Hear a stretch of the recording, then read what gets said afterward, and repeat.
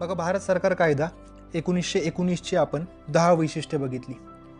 पहिलं वैशिष्ट्य, केंद्रीय व प्रांतीय विषय वेगवेगळे केले होते. दुसरा पॉईंट, प्रांतीय विषयांचे परत काय केले, सोपीव खाती आणि राखीव खाती असे 2 गट केले. त्यामुळेच त्याला काय म्हटलं आपण, द्विदल राज्य पद्धती असं म्हटलं. तिसरं वैशिष्ट्य किंवा तिसरा पॉईंट, द्विगृह सभागृह स्थापन केले. म्हणजे सध्याला जर बघितलं आपण लोकसभा आणि राज्यसभा, त्याचप्रमाणे त्यावेळेस काय होतं, काउन्सिल ऑफ स्टेट्स आणि सेंट्रल लेजिस्लेटिव्ह असेंब्ली. चौथा पॉईंट, व्हॉइसरॉयच्या कार्यकारी मंडळातील 6 पैकी 3 सदस्य कोण असतील, भारतीय असतील. पाचवा पॉईंट, शीख, भारतीय ख्रिश्चन, अँग्लो इंडियन, युरोपियन यांच्यासाठी स्वतंत्र मतदारसंघाची तरतूद करण्यात आली. 6वा पॉईंट, मालमत्ता कर किंवा शिक्षण या आधारावरती मर्यादित लोकांना मताधिकार देण्यात आले. 7वा पॉईंट, लंडनमध्ये उच्चायुक्त हे पद निर्माण केलं आणि त्याच्याकडे काय केलं, भारत मंत्र्याचे थोडे कार्य त्याच्याकडे देण्यात आले. 8वा पॉईंट, केंद्रीय लोकसेवा आयोगाची स्थापना करण्यात आली. कधी केली ती, 1926ला. 9वा पॉईंट, प्रांतांचे अर्थसंकल्प सेपरेट करून टाकले. आणि 10वा पॉईंट, पुन्हा एकदा 10 वर्षानंतर सुधारणाचा हप्ता दिला जाईल.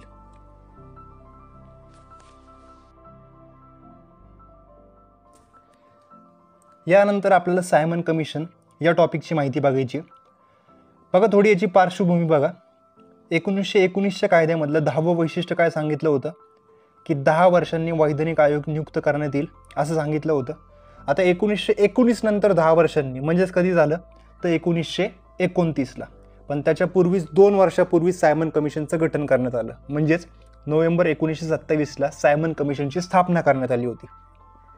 आता ही 2 वर्ष आधीच का स्थापना करण्यात आली, यासाठी आपल्याला ब्रिटनची पार्श्वभूमी बघायला लागते.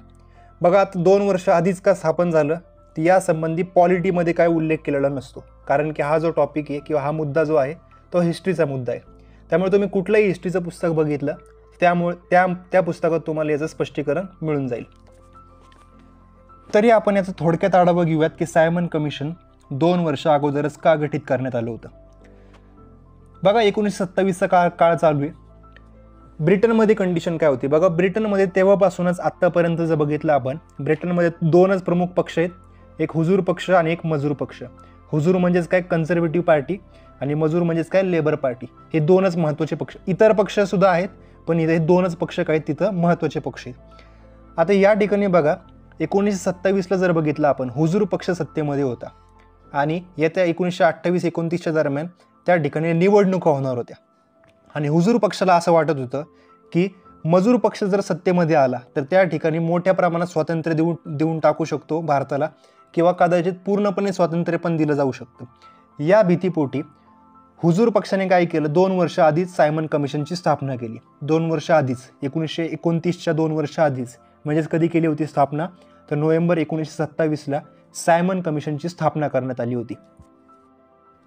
सायमन कमिशनच्या स्थापनेनंतर भारतातील जवळजवळ सर्वच पक्षांनी सायमन कमिशनवरती बहिष्कार टाकण्याचे ठरवले.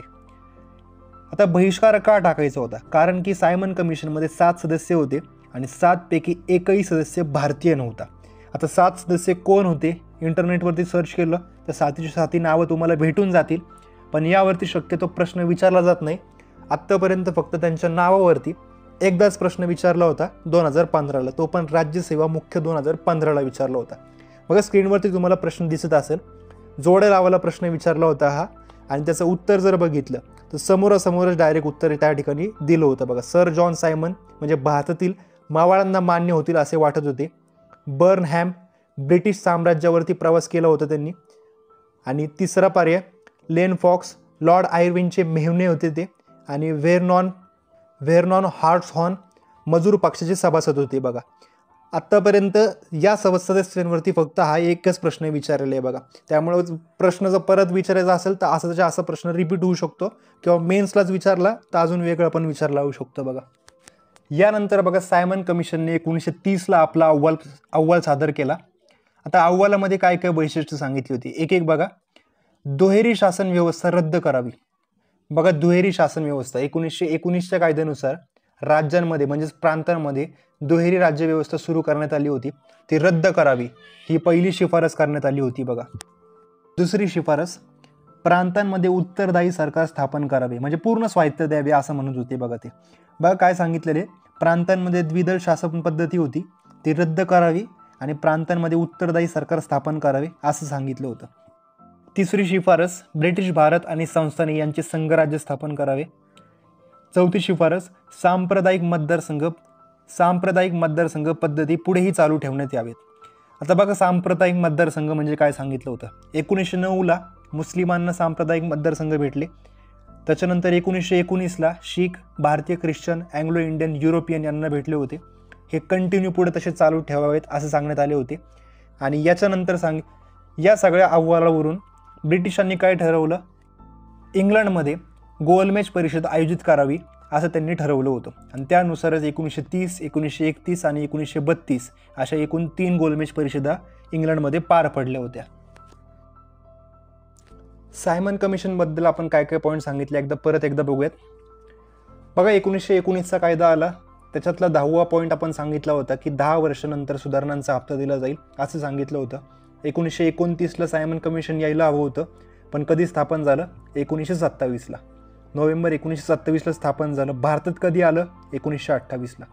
सायमन कमिशनचा अध्यक्ष कोण होता, तर सर जॉन सायमन हा त्याचा अध्यक्ष होता.